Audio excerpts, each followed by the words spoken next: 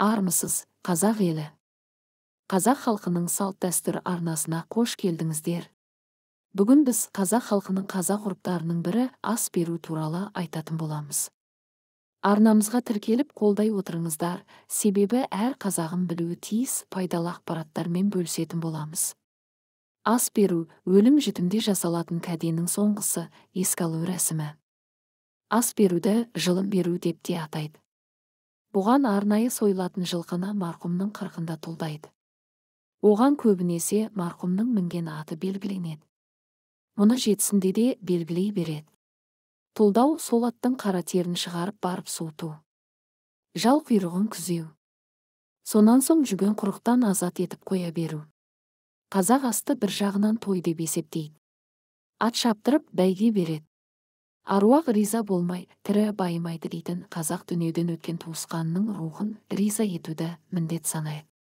Астан кейін ол үйде немесе ауылда қаралы ту түсіріліп, азалы күй тоқтатылады. Жесір қалған әйел тек ерінің асын берген соң ғана қайта тұрмысқа шығуға ерікті. Ас беруге қайтыс болған адамның туыс, жекжат, дос-жарандары ат салысады. Осыған орай ас пен той ортақ деген қағида қалыптасқан. Көзі тірісінде елге атағы жайылған, соңында қалған ағайын туысы мол адамдардың асы ұлан асыр той дәрежесінде өткен. Ондай аста жүздеген ордалар, киіз үйлер тігіліп 300-ге бірдей сауын айтылған. Бұған әр елден есімі белгілі ақсақалдар, батырлар, ақындар, палуандар, әнші, жыршылар, көкпаршылар, мергендер арнайы шақырылып, жүйрік аттар келетін болған.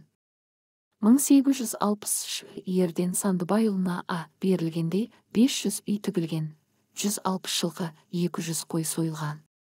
Ат жарыстың бас бәйгесі 100 жылқы болған. Осылай ерденге 3 рет ас берген. Үшеуіндегі шығын 1860 жылқы, 600 қой, 1000 саба қымыз болған. Мұның сыртында шақырылғандар әруаққа деп малын, сойысын, сабасын және әкеледі.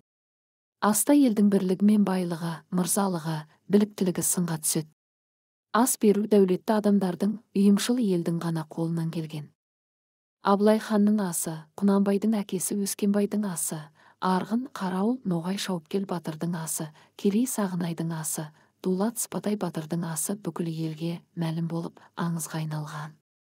Сағынайдың асына кеткен шығын атақты Тәж-Махал кесенесін салуға жұмсалған қаржымен бірдей болған. Ас беру дәстүрі үзілмей жалғасып келеді.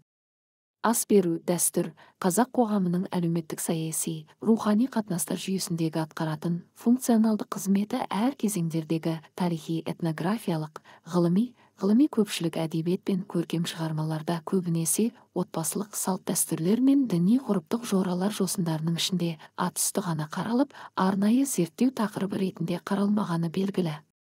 Көпшілік еңбектерде белгілі бір астардың көлемі, асты өткізу тәртіптері, ондағы орындалатын әр түрлі салт-дәстүрлік шаралар мен діни ғұрыптық жоралардың өткізілу ретін суреттеу сияқты астың сыртқы формасын бейнелейтін деректердің тіркелуі басым. Ал астың қоғамдық қатынастарды реттеушілік әлеуметтік саяси институционалдық рөлі жеке зерттеу тақырыбы ретінде әлі күнге дейін мүлде қаралмаған десе де боларлық.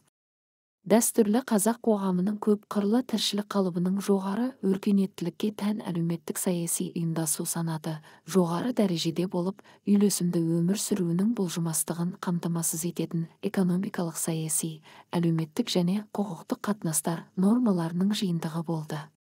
Өйткені салт-дәстүр дегеніміз адам қажеттілігін өтейтін барлық материалдық, әлеуметтік және рухани құндылықтардың тоғысы.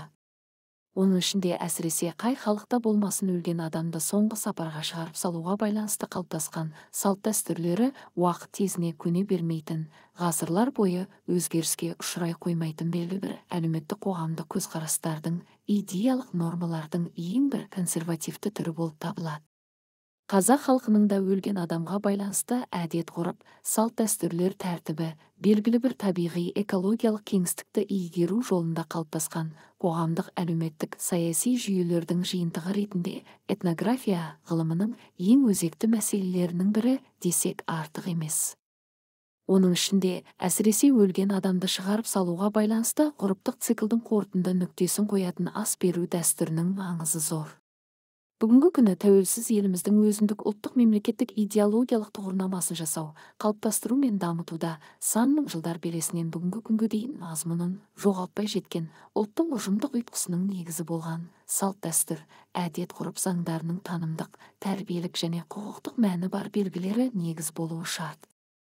Қазіргі уақыт пен ежелгі көшпелілердің арасының алшақтығына қарамастан, ас беру дәстүрі әлі де ел арасында өзектілігін жоғалтқан жоқ. Бұл тек дәстүр жаңғырығы ғана емес, қазақ қоғамында ас беру дәстүрінің қоғамдық реттегіш қызметіне бүгінгі күні де сұраныстың жоғалмауының белгісі. Тақырыптың зерттелу деңгейі. Дәстүрлі қазақ қоғамының өмір сүру қалыбын ішінара жан-жақты сипаттауға ұмтылған салмақты зерттеу жұмыстары 18 ғасырдың екінші жартысында басталды.